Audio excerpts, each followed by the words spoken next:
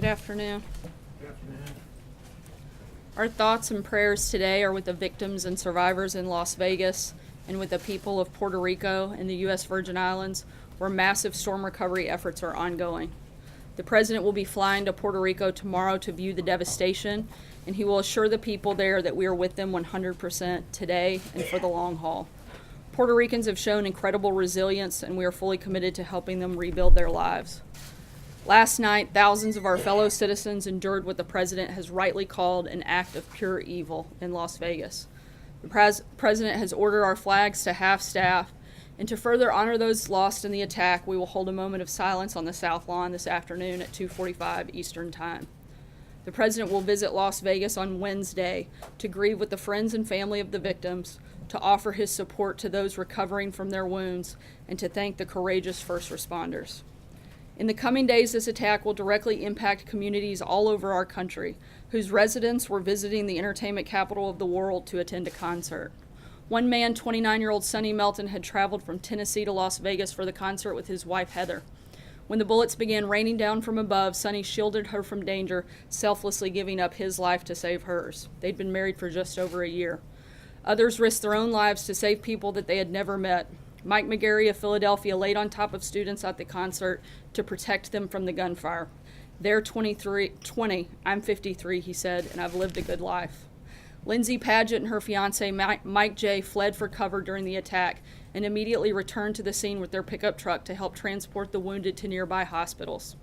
Gail Davis, who was attending the concert with her husband, said she owes her life to a brave police officer who instinctively served as a human shield, protecting her from harm. Sadly, multiple police officers, both on duty and off duty, were among those killed or injured. But what these people did for each other says far more about who we are as Americans than the cowardly acts of a killer ever could. The Gospel of John reminds us that there is no greater love than to lay down one's life for a friend. The memory of those who displayed the ultimate expression of love in the midst of an unimaginable act of hate will never fade. Their examples will serve as an eternal reminder that the American spirit cannot and will not ever be broken. In the days ahead, we will grieve as a nation, we will honor the memory of those lost as a nation, and we will come together, united as one nation, under God and indivisible. And with that, I'll take your questions. Major. Can you tell us a little bit about how the President first learned about it and your engagement with him, his own personal reaction to the events of today? He also said in the Oval he might spend more than a day in Las Vegas. Was he referring to a couple of days there? We're still finalizing the details of the travel that'll take place. We know for sure that he'll be there on Wednesday, and beyond that, we'll keep you guys posted as those arrangements are finalized. In terms of activity this morning, the President was briefed early this morning by General Kelly and has been updated regularly and constantly throughout the day, and will continue to as new information is provided by law enforcement officials. Have you had a chance to talk to him about his own, how he dealt with this? I have seen him today, and I think he, like most of America, is saddened, and certainly his heart and compassion goes out to those that were affected. Jeff? Sarah, many times when these horrible massacres occur, it leads to questions about gun control. Has this particular massacre made the President think anything more about pursuing tighter gun laws, such as background checks, to prevent massacres like this from happening again? Look, this is an unspeakable tragedy. Today is a day for consoling the survivors and mourning those we lost. Our thoughts and prayers are certainly with all of those individuals. There's a time and place for a political debate, but now is the time to unite as a country. There's currently an open and ongoing law enforcement investigation. A motive is yet to be determined, and it would be premature for us to discuss policy when we don't fully know all the facts or what took place last night. Jeff? To follow on that, Sarah, though, do you believe that, or does the President believe that this is a moment, that this is a time when this should not be a political discussion, it should be a policy discussion? Does he believe that he could bring something new to the gun debate that has been, I guess, locked in typical politics for so many years. Yeah, I think today is more, again, like I said, a day of reflection, a day of mourning, a day of gratefulness for those that were saved. And I think that there will be certainly time for that policy discussion to take place, but that's not the place that we're in at this moment. But certainly I think that there's a time for that to happen. Before he was elected president in some 15 or 16 years ago, he did have a different view on guns than he had during the campaign. Does he believe that this is something that he could lead a bipartisan effort on at some point? And at what point would that be appropriate? I think that's something that we can talk about in the coming days and see what that looks like moving forward. I think one of the things that we don't want to do is try to create laws that won't create or stop these types of things from happening. I think if you look to Chicago, where you had over 4,000 victims of gun-related crimes last year, they have the strictest gun laws in the country. That certainly hasn't helped there. So I think we have to, when that time comes for those conversations to take place, then I think we need to look at things that may actually have that real impact. Matthew.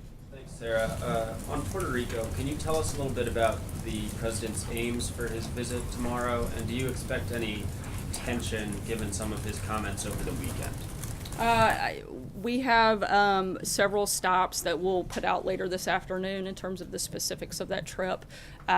We are going to be spending significant time there in Puerto Rico, meeting both with first responders as well as the storm survivors, and we'll again put out the details of that exact schedule later today. Some of his comments over the weekend, like that folks down there wanted everything done for them, do you expect that to come up in any of his conversations? I expect the focus to be on the recovery efforts, which we're fully committed to. The top priority for the federal government is certainly to protect the lives and the safety of those in affected areas and provide life-sustaining services as we work together to rebuild their lives. That's going to be the focus, not just in the conversations tomorrow, but certainly the focus that we've had since this began. Celia. I just pick up on that. Who exactly wants everything done for them? Who said they? I haven't talked to him specifically about a defined of who they might be. Again, the federal government is doing everything within our powers and capabilities to first focus on the life-sustaining and life-saving measures, as well as on the rebuilding process. We've got over 12,000 federal staff on the ground. 64 hospitals out of 67 are partially or fully operational. 14 are now back on the electrical grid. 45% of customers in Puerto Rico have access to drinking water. 8 commercial airports are operational. 65% of gas stations are open. All of these things are things that we're continuing to push, continuing to move forward, and will be part of that effort. And then just back John. to today's tragedy really quickly, if I may. Does the president believe that what happened amounts to an act of domestic terrorism?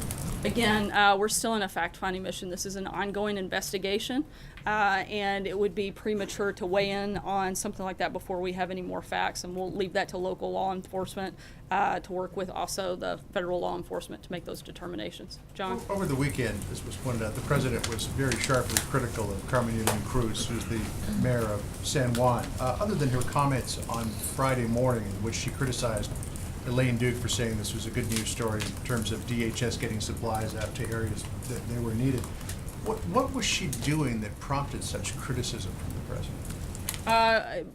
Look, right now our focus is to bring the mayor into the coordination efforts. This administration, as well as other members on the ground, have reached out to her. We hope that she will join with us in those efforts and be part of things. She's been invited to participate in the events tomorrow as well, and we hope that those conversations will happen and we can all work together to move forward. Sarah. Ashley. Is Tom Price reimbursed the government yet for his seat on those flights? And if not, is there a specific deadline when you and the president expect him to do so by? I'm not sure on the time frame for that or whether or not it's already taken place, but we'll certainly keep you posted on that. Jordan. Thank you, Sarah. Given what the president said about Secretary of State Tillerson's outreach to North Korea over the weekend, does the president still have confidence in him as Secretary of State? He does, yes. Has he spoken to him since those since he sent out those tweets? I believe so. I'll have to verify. John? Thanks a lot, Sarah. It's a very sad day in this country, as you mentioned at the top, as the president said in his remarks. He said that when he goes out to Las Vegas, he's going to meet with first responders and, in addition to that, families of the victims that were impacted by this. What's the message to each of those groups when he goes out there?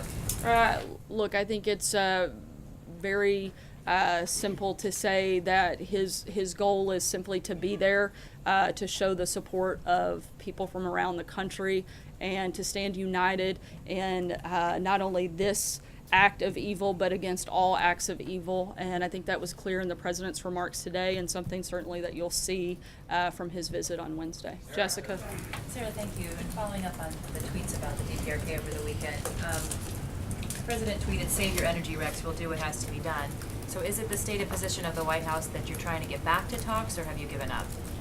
No, this is, we've been clear that now is not the time to talk. The only conversations that have taken place or that would be on bringing back Americans who have been detained, like that with Otto. Those were the type of conversations that this administration was willing to have.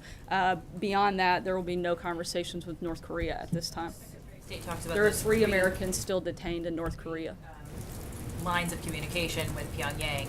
That's what you're primarily using it for. You're not using it to try to measure whether they're that would ready be to the talk. only reason for us to have conversations with them at this time. Helen. Sir, can I follow on that? I also asked about today, but does the president believe diplomacy then is not worth pursuing in North Korea? There's a difference between talking and putting diplomatic pressure. We still strongly support putting diplomatic pressure on North Korea, which we're continuing to do. But now is not the time simply to have conversations with North Korea. We've encouraged all of our allies and partners to do more, and we're going to continue to keep all options on the table when it comes to that. Stephen? The activities of today as well, you talked about how now is not the time to get into a gun control debate or to talk about policy. After the Orlando shooting, the president that day was out on Twitter talking about policy. He was talking about his travel ban.